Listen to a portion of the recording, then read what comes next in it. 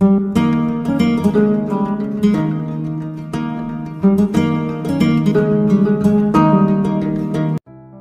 নদী আর মাঝে মাঝে ঝিরিঝিরি বৃষ্টি, এরকম একটা শান্ত স্নিগ্ধ সকালে শুরু হলো।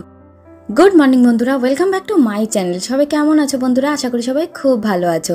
সবাই তো আগেই রেডি হয়ে ডাইনিং এরিয়াতে চলে এসেছিল। এখন আমি আসলাম সবার সঙ্গে গল্প আড্ডার মাঝে। সানায়ের পাপাকে বললাম দুজনের একটা সেলফি তুলে নিতে। আর যে হোমস্টেতে আমাদের আজকে সেকেন্ড ডে, ডাইনিং এরিয়া থেকেও এরকম সুন্দর ভিউ এনজয় করা যায়। এখনো পর্যন্ত ব্রেকফাস্ট এসে পৌঁছায়নি, তাই এই ভিউটা এনজয় করছিলাম। তারই মাঝে কথা বলতে বলতে ব্রেকফাস্টে চলে এসেছে। আছে রুটি আর আলুর তরকারি, তার সঙ্গে আছে লুচি আর আলুর তরকারি। আমি ব্রেকফাস্টে খাবো রুটি আর আলুর তরকারি। জলদি ব্রেকফাস্টও সেরে নিতে হবে, কারণ ব্রেকফাস্ট করেই আমরা বেরিয়ে পড়বো আশেপাশে ঘুরতে। ব্রেকফাস্ট সেরে নিয়ে বাচ্চাদেরকে একটু রেডি করে নিলাম, তারপরে এখন আমরা বেরিয়ে পড়ছি। পাহাড়ি আঁকাবাঁকা পথ আর দূরে সবুজ পাহাড় দুচোখ ভরে উপভোগ করছি আর এগিয়ে যাচ্ছি সামনের দিকে। পাহাড়ি আঁকাবাঁকা পথের দুধারে পাহাড়ি মানুষজনেদের বাড়ি, আর এই বাড়িগুলো দেখতেও বেশ ভালো লাগে। আমাদের শহরতলির বাড়িগুলো এক ধরনের, আর পাহাড় অঞ্চলের বাড়িগুলো একটু অন্য ধরনের, দেখতেও বেশ ভালো লাগে। আমরা জানা পাখিদের ডাক আর জলের স্রোতের শব্দও পাচ্ছি। সামনেই একটা ঝর্ণা পড়েছিল। আবারও আমরা এগিয়ে যাচ্ছি সামনের দিকে। একটা জায়গায় এসে দাঁড়ালাম। এই জায়গাটার নাম পারেন। পাহাড়ি আঁকাবাঁকা পথগুলোর মাঝে কত রকমের যে প্রাকৃতিক সৌন্দর্য লুকিয়ে থাকে তার কোনো ঠিক নেই। ছবির মতো এই প্রাকৃতিক সৌন্দর্যকে উপভোগ করব বলে সবাই মিলে এই জায়গাটায় বেশ কিছুক্ষণ সময় কাটাচ্ছি। এখানে এসে দাঁড়িয়ে চারিদিকটা দুচোখ ভরে দেখছি আর মুগ্ধ হয়ে যাচ্ছি। প্রকৃতির যে কত রং আর কত রূপ সেটা আমাদের সকলেরই অজানা। এই সুন্দর মুহূর্তগুলোকে যেমন উপভোগ করছি, তেমনভাবে সুন্দর মুহূর্তগুলোকে হারিয়ে যেতে দেওয়া একেবারেই যায় না। তাই ক্যামেরা বন্দি করে রাখাই ভালো। আমাদের প্রত্যেকের জীবনের সময়গুলো একটু একটু করে এগিয়ে যাচ্ছে, তাই স্মৃতিগুলোকে সাজিয়ে গুছিয়ে যত্ন করেও রাখতে হবে। এরপর আমরা এখান থেকে বেরিয়ে পড়লাম। পাহাড়ি নির্জন রাস্তা আর তারই মাঝে ছোট বড় ঝর্ণার দেখাও মিলছে। বেলা বাড়তেই বাইরে প্রচণ্ড রোদ উঠেছে, তেমনভাবে গরমও আছে। তবে পাহাড়ের এই মন মুগ্ধ করা প্রাকৃতিক সৌন্দর্যের মাঝে সব কিছুকে উপেক্ষা করে পাহাড়ের আঁকাবাঁকা পথ ধরে আমরা এসে অবশেষে পৌঁছালাম আমাদের গন্তব্যে। এসে আমরা এখন পৌঁছেছি বিন্দু ব্যারেজে। আমরা তো ছোট জায়গা, আপনার একটা বিশাল কলকাতা না, ছোট জায়গাটা এত সুন্দর, তাই ঘুরতে এসেছি। পাহাড়ি মানুষের সরলতা আর আন্তরিকতা বরাবরই আমাদের মনকে ছুঁয়ে যায়। ঠিক তেমনটাই হলো বিন্দু ব্যারেজে পৌঁছে। এখানে এই আঙ্কেল আমাদেরকে দেখতে পেয়ে ডাকছিলেন। আসা মাত্রই আমাদেরকে কয়েকটা চকলেট দিলেন, বললেন খেয়ে দেখতে, কিন্তু বিনা পয়সায়। আমরা টাকা দিতে গেলেও উনি নিলেন না। এই আঙ্কেলের দোকানে বিভিন্ন ফ্লেভারের চকলেট আর ক্যান্ডি পাওয়া যায়। কয়েক ধরনের চকলেট আর ক্যান্ডি উনি আমাদেরকে জোর করে খেয়ে দেখতে বলেছিলেন। তারপরে সানায়ের পাপা ওনার কাছে থেকে কিছু চকলেট কিনে নিল। পাশেই দেখলাম একটা টেবিলের ওপরে বেশ অনেক ধরনের চা আছে। তবে চা আমরা নিইনি, চকলেটগুলো নিয়ে আমরা যাচ্ছি বিন্দু ব্যারেজের দিকে, কারণ বিন্দু ব্যারেজের কাছে এখনো গিয়ে আমরা পৌঁছাইনি। সামনেই বিন্দু ব্যারেজ।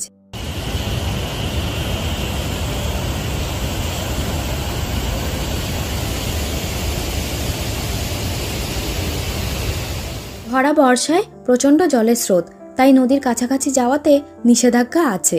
বেশ কয়েক বছর আগে বিন্দু ব্যারেজে এসেছিলাম, তখন ছিল নভেম্বরে জলের এত স্রোত থাকে না, তাই সেবারে সুযোগ হয়েছিল জল ঢাকা নদীতে পা ডুবিয়ে বসার।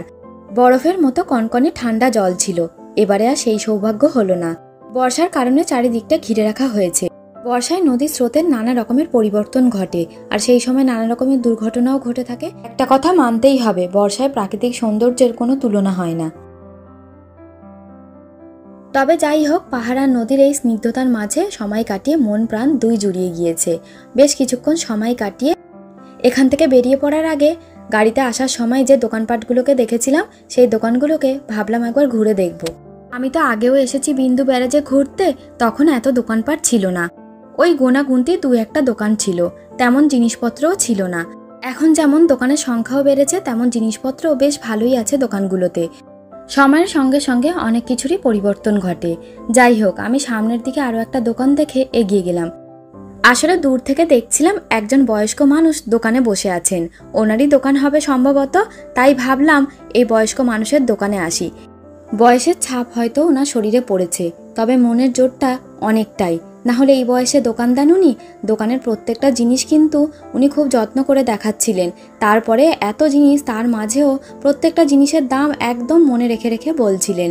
তাকে আমি বললাম এত জিনিস আপনি বের করবেন না, আমি যেটা বলছি সেটাই বের করুন, কিন্তু উনি আমাকে বললেন তুমি দেখো, তারপরে যেটা তোমার ইচ্ছা সেটাই নিও। এরকম একটা মানুষের কাছে কিছু না নিয়ে ফিরে যেতে তো আর পারি না, তাই একটা স্টল নিয়ে নিলাম। জলঢাকা নদী, বিন্দু ব্যারেজ আর এখানকার এই ছোট্ট মার্কেট, সমস্ত কিছু বেশ ভালোভাবে ঘুরে এবার আমরা এখান থেকে বেরিয়ে পড়ছি। বেরোনোর মুখে আবার ঝিরিঝিরি করে বৃষ্টি নেমে পড়লো, তবে রোদও আছে আবার বৃষ্টিও হচ্ছে। একটু আগে যে পরিমাণ রোদ উঠেছিল গরমে পারা যাচ্ছিল না, আবার মুহূর্তের মধ্যে বৃষ্টি নেমে চারিদিকের পরিবেশটা বেশ ঠান্ডাও হয়ে গেল। পাহাড়ি এই পরিবেশে সময়ে অসময়ে বৃষ্টি কার না ভালো লাগে। পাহাড়ি এই আঁকাবাঁকা পথ ধরে আমরা আবারও এগিয়ে যাচ্ছি সামনের দিকে।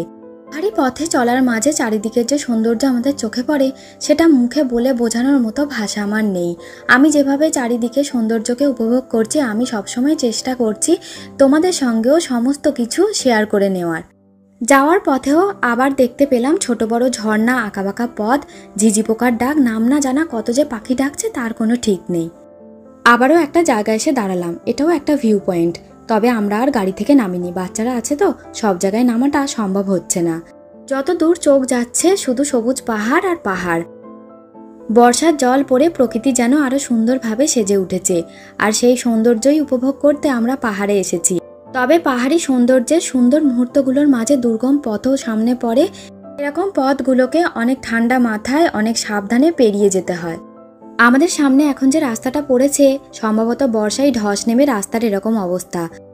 পাহাড়ি রাস্তায় এরকম ধস নামা সাধারণ ব্যাপার, তবে বর্ষার সময় ধস তো একটু বেশিই নামে, তাই সাবধানে ঠান্ডা মাথায় ড্রাইভ করা ভালো।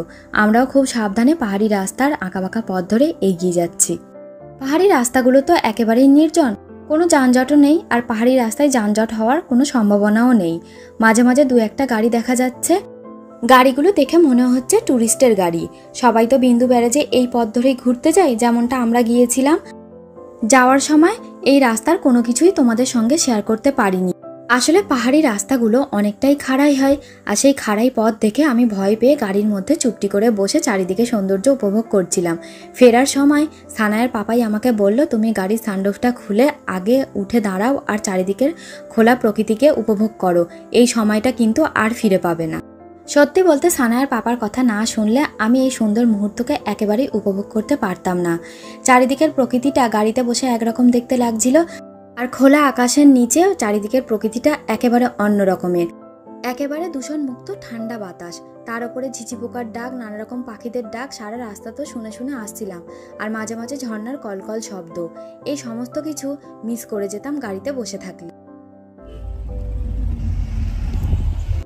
ঘোরাঘুরি করে হোমস্টেতে ফিরে ফ্রেশ হয়ে চলে এসেছি ডাইনিং এরিয়াতে। আজকে দুপুরের লাঞ্চের মেনুতে আছে ভাত, আলু ভাজা, পাঁপড় ভাজা, ডাল, তার সঙ্গে পটলের তরকারি, আচারি, আলু, তার সঙ্গে শাক আছে, আর আজকে আছে মাছের ঝোল। সত্যি বলতে হোমস্টের খাবার একেবারে ঘরোয়া, আর এত ভালো খাবারের টেস্ট সেটা আর বলার মতো না। তারপরে সবাই গল্প করতে করতে আমরা এখন দুপুরের লাঞ্চ সেরে নিচ্ছি। আর এরকম একটা পরিবেশে বসে লাঞ্চ করতে কার না ভালো লাগে। আর এদিকে সানায়া নিজের মতো খেলাধুলাতে ব্যস্ত আছে, ওর মতো খেলাধুলা করুক আর আমরা আমাদের লাঞ্চ সেরে নিই।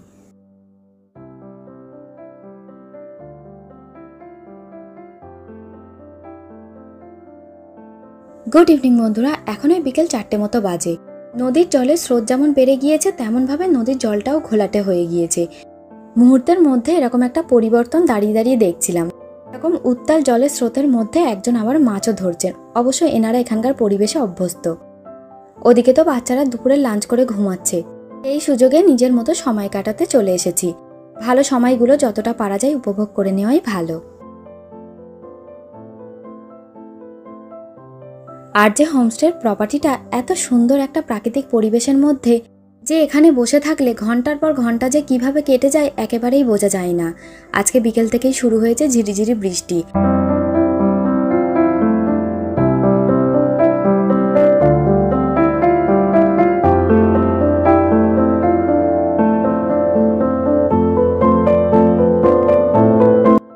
বেশ অনেকক্ষণ সময় কাটিয়ে এবার আমরা যাচ্ছি আমাদের রুমের দিকে। আজকে বিকালেও একটা স্পটে ঘুরতে যাওয়ার কথা ছিল, তবে আমরা যাইনি। সত্যি বলতে যদি যেতাম তাহলে এরকম একটা সৌন্দর্য উপভোগ করতে পারতাম না। বাইরে হচ্ছে বৃষ্টি আর তার সঙ্গে আছে পাকোড়া আর সস। দুপুর থেকে বৃষ্টি শুরু হয়েছে, তবে রাত যত বাড়ছে বৃষ্টির পরিমাণটাও ততটাই বাড়ছে। প্রচণ্ড জোরে বৃষ্টি হচ্ছে, তার ওপরে বাইরে নদীর জলের স্রোত। আমার কথাগুলো শোনা তোমাদের পক্ষে একদমই সম্ভব না। আর বন্ধুরা, আজকের ভিডিওটা আমি এখানেই এন্ড করছি। সারা দিন যত ভালো ভালো মুহূর্ত ছিল তোমাদের সঙ্গে যতটা পেরেছি সবটাই শেয়ার করেছি। আর বন্ধুরা, আজকের ভিডিওতে যদি তোমাদের কিছু ভালো লেগে থাকে প্লিজ একটা লাইক করো, কমেন্ট করে জানিয়ে, পারলে আমার ভিডিওগুলো তোমরা শেয়ার করো, ফেসবুক পেজটাকে তোমরা ফলো করে দিও, আর ইউটিউব চ্যানেলটা সাবস্ক্রাইব করে দিও। আবার দেখা হবে বন্ধুরা একটা নতুন দিনে নতুন ব্লগে। সবাই খুব ভালো থেকো, সুস্থ থেকো। আর পারলে ভিডিওগুলোতে প্লিজ কমেন্ট করে জানিও যে আমার ভিডিওগুলো তোমাদের কেমন লাগছে। তোমাদের একটা কমেন্ট আমার কাছে অনেকটা দাম।